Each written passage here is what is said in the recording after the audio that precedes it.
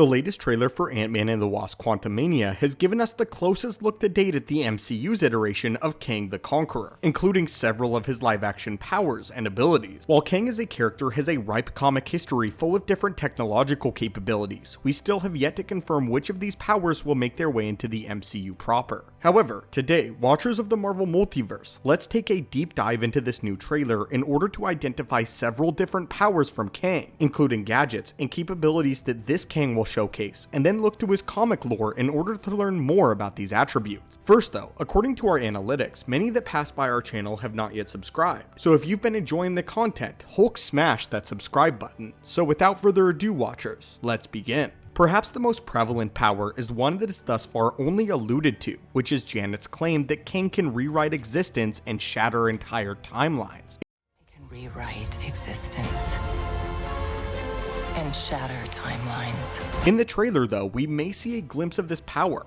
Following this claim, we see what appears to be variants of Scott Lang splitting apart, but this has implications to what we will be covering in a separate video in much more depth. It does seem here, however, that Kang has the ability to create Nexus events in order to spawn brand new timelines, and he might be able to do this in the mainline universe in order to create entirely new realities. This seems to be referencing a weapon known as the Forever Crystal, which is a particular favorite of Kang's arsenal from the comics. The Forever Crystal harnesses an immense collection of temporal power channeled through his kingdom of Chronopolis, which might be the substitute for Krylar's Quantum Realm City for MCU purposes. Using this crystal allows Kang to alter time and reality on a cosmic scale, and create entirely new timelines from scratch as he sees fit. We also know that merely interacting with a timeline is enough to create a Nexus event, and this is a much easier way to spawn new realities. But seeing the Forever Crystal in action would mean that Kang does truly have the power to rewrite realities on a whim, which is in the line that Janet claims about his powers. Janet also states that he has the power to shatter timeline, which is most likely a reference to something akin to the TVA's pruning abilities made by He Who Remains. If He Who Remains was able to give his forces the ability to erase entire timelines, then it stands to reason that this version of Kang has something that may behave in a way much like this does. We also see him leading Scott and Cassie through what appears to be a portal, indicating that in addition to traveling across the multiverse, Kang can also open portals in the physical world as well. In the comics, this power actually goes much further than simply creating gateways within isolated timelines, but it does have a comic precedence, as in the comics he is able to summon weapons from across the multiverse itself, through portals just like this. Kang is able to reach into the space between realities and gather weapons within seconds, allowing him to virtually have unlimited capacity for what he is able to carry on him. We know that in Ant-Man though, he is unable to escape the quantum realm as of right now, and so it's unclear how effective this ability really is, seemingly being limited to just the quantum realm, but this is currently unconfirmed as of right now. The next ability we see him using is a collection of concussive blasts that each use a bright blue energy signature. These bolts are channeled by the fingertips of his gauntlets and have the ability to mimic the firing power of several tons of dynamite. They are not commonly used as piercing weapons though, but instead as dispersed blasts that can cover a large scale area at a time, though the ability to withstand these bolts depends widely on the durability of each respective hero. We see in the trailer that he can use small orbs of prolonged beams, but that the energy seems to be the same, and we can likely conclude that this is the same ability, only that he can use them to varying degrees of intensity that he controls. Perhaps the most unique ability to this particular variant of the character, however, is his physical capabilities. This is not to say that his comic counterpart is not physically capable. We are just saying that this physical prowess seems to be this particular variant's defining style. Jonathan Majors and the stunt team behind Quantumania have dubbed this particular variant Warrior Kang, and they state that he enjoys the art of hand-to-hand combat the most. This version will likely be much more proficient in terms of fighting than other variants that we're set to see in the MCU, and we can see the consequences of this in this niche in this very trailer. Scott appears to have several hand-to-hand encounters with Kang, and he seems to suffer the consequences from it. In addition to his formidable physicality, however, we see several other gadgets that are commonly housed within his armor, such as his hover pad, which he used to levitate whenever he needed. Kang's armor, however, has also been known to house anti-gravity devices and survival systems which can prolong its wearer for up to 30 days without being removed from it, though we have yet to see these systems in action. It also has the ability to transfer his consciousness into a backup system in the event of his death, which can save his mind in and at a moment that his physical body dies, though we see no indication of this being present in the trailer as of right now. But that doesn't mean it won't eventually come to fruition, as it does play a major role in the comics. It is also largely believed that Kang will be hunting down his time chair, and if this is true, then it would mean that he has an entirely separate array of gadgets and devices built into the chair itself, included unrestricted access to the multiverse. Not only does this make Kang dangerous to the timelines he might visit, but it also means something more sinister. It means that he can continue to collect technology and knowledge from any timeline he finds himself in,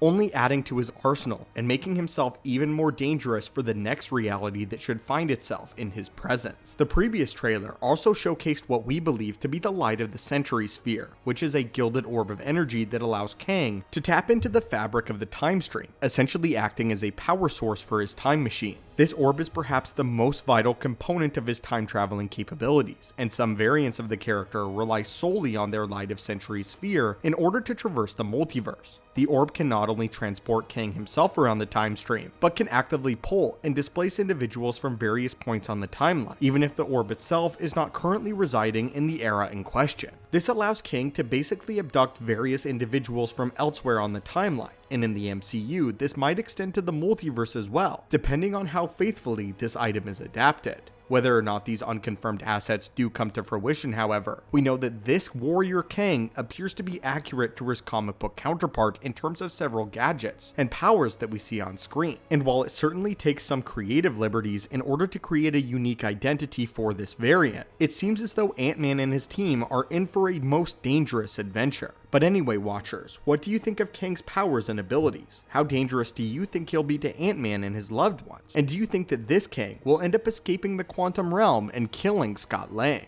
If so, what impact do you think that this would have on the neighboring timelines? And is this the most dangerous variant of Kang that we'll see? Or are there potentially more dangerous variants than this one out there? As always, my friends, thank you so much for watching the channel. Smash that subscribe button to assemble and join our team, and I hope that you're having a great day.